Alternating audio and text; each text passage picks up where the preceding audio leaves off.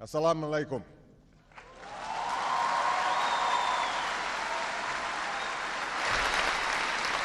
As the Holy Quran tells us, be conscious of God and speak always the truth.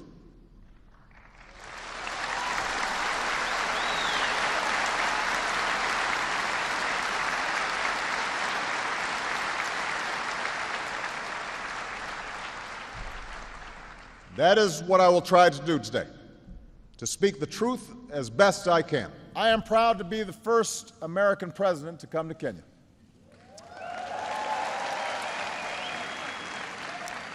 And of course, I'm the first Kenyan American to be president of the United States.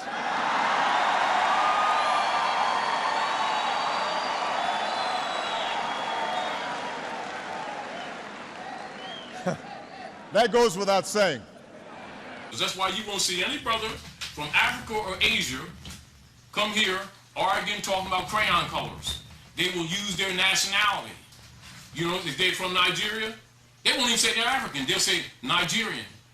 Some Zimbabwe or Egyptian. You understand what I'm saying to you? Mm-hmm. He's from Lebanon on the north side. So I'm Lebanese. You don't say I'm light-skinned yellow guy. That stuff only goes here. And of course, I'm the first Kenyan American to be president of the United States. So when the people know that black and white are legal statuses. Human beings aren't crayons, but some adults have difficulty handling that. But that's the truth. Universal Declaration of Human Rights. No one shall be arbitrarily deprived of a nationality nor the right to change one. My child is not Negro, black, or colored, and so he is not under color of law. Your little 1724 Christian black codes, baby. I understand it very well. That's where your policies come from. Why do you keep bringing up the color thing? Because we don't care. That's color of law. That's how you enforce color of law. White male, black male. That's how you enforce your law. You only do that with people who really believe that they're niggers, because that's Christian property. Human beings aren't crayons, but some adults have difficulty handling that. But that's the truth. Overseer scholars get this black-white paradigm from. That's totally fictitious. It's for servitude. Are we clear? For instance, like when our people agree to be black people, they come under the Christian black codes that were set up in 1868 when they closed the Freedmen's Bureau. That's an agreement, and those codes apply. That's where your abuse comes from, because there's no such people. It's a code system for Christian property.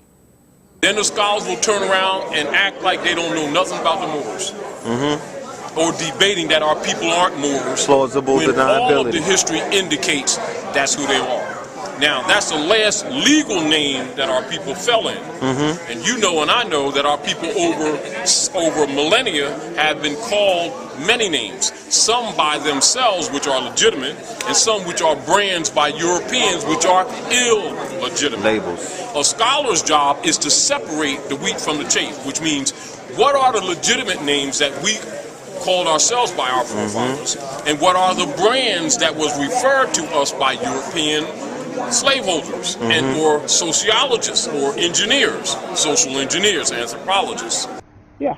You never describe the national descent of a people, because if you have to put down a national descent, you have to tell who you are. But some adults have difficulty handling that. But that's the truth. And all you're American, right? You're American? I am an American, yes. You're American. You're not even a naturalized citizen, lady. You come from Europe. You're not American.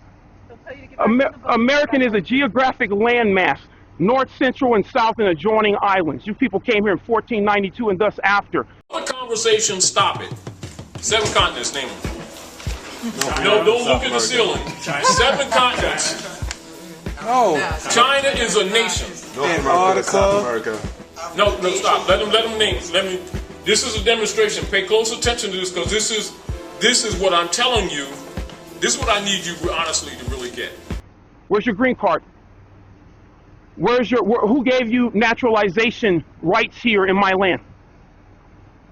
I'm asking you. What nationality are you? What nation's flag, what country's flag do you come with? What country's flag are you here with? You're supposed to answer these questions. You know that, right? That is not the national flag. That's the flag of amity and commerce. That's the national flag. Or do you understand? Now, I'm going to give you a few keys for you to understand. The amity flag there, that's the Stars and Stripes. Now, what most people don't know is that this continental flag is the flag of the United States.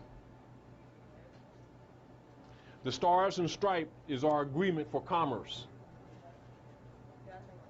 Yes, what they did is buried this and then told you the Stars and Stripes was the national flag. The Stars and Stripes is not the flag of any natal people. It does not identify with any bloodline whatsoever. It is a flag that came out of the